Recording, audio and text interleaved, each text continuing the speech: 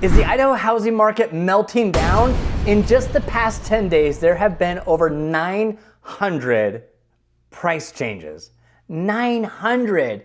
So if you're a seller or if you're thinking about selling, this is the biggest wake-up call you can have right now. My name is Greg Langham. I'm an associate broker here in the Boise, Idaho area, which means I can help you buy and sell real estate. And for a long time, we've helped hundreds of families move to the Idaho area. Now we're starting to see a transition on our channel, which is great, where we have a lot of homeowners who are now reaching out to us saying, Greg, will you list our house? We need to sell. And we also have a lot of homeowners still coming this way. So we appreciate both opportunities. But what I'm seeing right now are homeowners who are starting to get nervous because they're listing their house and it's just not selling. So let's talk about that. Why are homes not selling? Now, you know, you're doing the math, you're watching this video and you're saying, duh, the interest rates are high. Idaho housing market is sky high. The prices are unrealistic right now, which I agree with you. This is the worst. A home right now in Idaho priced at $700,000, $800,000, $900,000 at a 6% interest rate is really unaffordable for a lot of the locals. We just can't afford it. The wages don't support that. So we're relying on out-of-staters to come in from higher end markets, cash out their homes and come and pay cash for that $900,000 house or take out a small mortgage to afford that $900,000 house, which is good. But man, what happens is if you have a lot of that inventory just sitting, waiting for out-of-staters to come, well, you create kind of like a competitive market for pricing. So what happens is pricing wars start to happen. That neighbor reduces their price, well, uh-oh, your home is still expensive because now they're reduced their price, so now you have to drop your price. And so you get into like this pricing competition when really you don't need to do that. You don't need to do that. So let's talk about the strategies when it comes to selling your house so that you can just get on the market and get your house sold, because there are homes that come on the market and are still selling just like that. So let's talk about that and let's look at why we're having 900 homes reduce the price in the past 10 days and how you can avoid that. Okay, so 900 homes reducing the price, it's not a small correction. You have a lot of new construction. Sitting out there. Those builders have to move their inventory because that's just money sitting there. So what can new construction companies do that maybe John and Sally can't do with their home? They can reduce the cost of the whole subdivision just like that. They can say, hey, we are gonna run an incentive. All of our model homes A are now $20,000 less. All of our model home Bs are now $30,000 less to try and drive more traffic into that neighborhood to get those new construction homes sold. Oh, and they can offer incentives like we'll put in your landscaping, we'll put in your blinds. When John and Sally, who live around the corner in a home that is already built, they don't have that $20,000 to $30,000 credit they can just give away.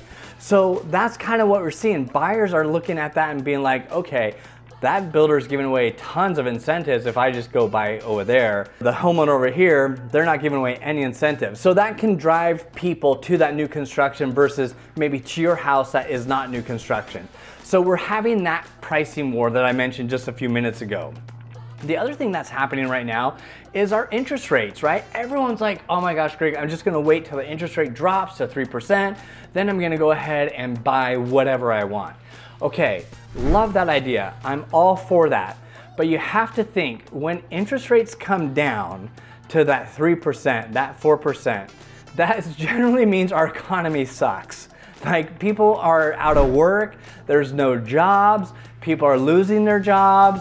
Like, when interest rates fall low, that means people's jobs are in jeopardy, and so that spurs the economy. When the interest rates fall, the housing market is kind of what keeps the economy rolling. So we don't want you to lose your job. If you remember COVID, the whole world shut down. People lost their jobs, they weren't working. And so the rates came down. That's why everyone was able to grab that 3% or refinance to that 3%, is because no one had a job. So we do not want people to lose jobs. We want people to have jobs.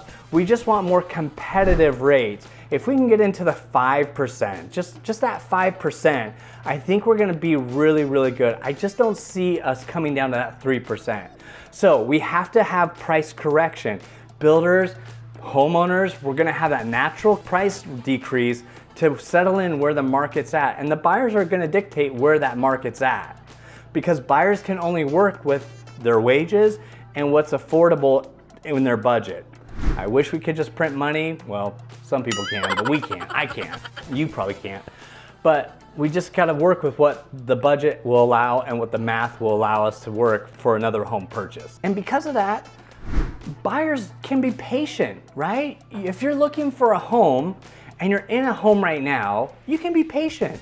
Unless there's a situation that's driving you out of your house, like a job relocation or medical reason, a family situation, a marriage split. Like if there's something that's driving you out that you can't be patient, then you're gonna make that purchase. But for the most part, buyers are not being driven out. They can be patient, they can sit, they can wait, they can look around, they can shop. They have time is on their side for the most part. And so that kind of keeps the inventory up a little bit, which is why we're seeing so many price reductions, because the sellers are saying, hey, okay, I can't get $900,000 for my house. Let's drop it. Case in point, last night I was with some clients. We looked at this home several times. The home was listed, close to $700,000. I felt that it was overpriced, as did the buyers. We looked at it a few times. There was a lot of nice features about the home that would work for these clients. However, we passed on it. We passed because they didn't need to buy this house that time or that moment. But what happened is the sellers dropped the price by $45,000. What happened? Well, it came back up for my clients to look at again. We went and looked at it. We talked more seriously about it because the price was a little bit more affordable. The payment kind of made a little bit more sense for that house. The whole process of, okay, packing up, moving into this house became more of a real discussion because the price became more realistic. Well, the house went pending before they decided to make an offer on it. So, sellers are reducing price to match where the buyers are at. So we're seeing those price reductions start happening to kind of get buyers off the sidelines and into the game. Because there are a lot of buyers on the sidelines looking, wanting to be in the game, but not at the prices where you're setting them at or where realtors are setting them at. They have to be competitive. That's why when you go to list your house, you gotta look at the data. You gotta say, okay, I want $900,000 for the house, but my neighbor's house sold for $850,000. The other house around the corner sold for $825,000. Do you have enough in your home to make it worth $900,000 that a buyer's gonna ask their realtor, well, hey, realtor, what are those homes selling for around this neighborhood? I know this house for $900,000, but can you pull the comps for a neighborhood? I don't want to overpay. And then the realtor's gonna pull the comps and they're gonna say, well, that one sold down the street for $850,000. That one around the corner sold for $825,000. And now they're gonna be like, well, why are they asking $900,000 for that house? Maybe we're overpaying. Maybe we should offer $800,000 because the market's softer now.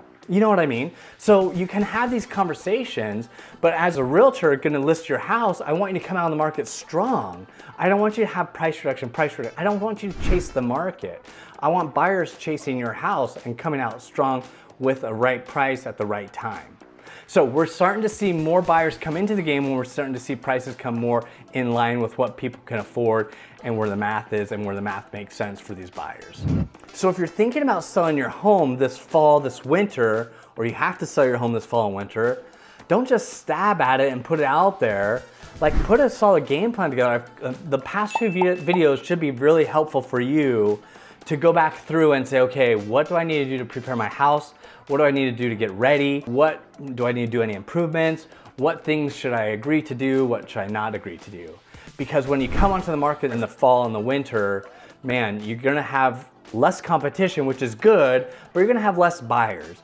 But the buyers will be more serious because anyone who's looking for a home around the holidays, they are the ones who are needing a home. So, if you're selling your home around the holidays, you need to sell your house. So let's not play games. Let's get on the market and really get pricing your home correctly right out of the gate.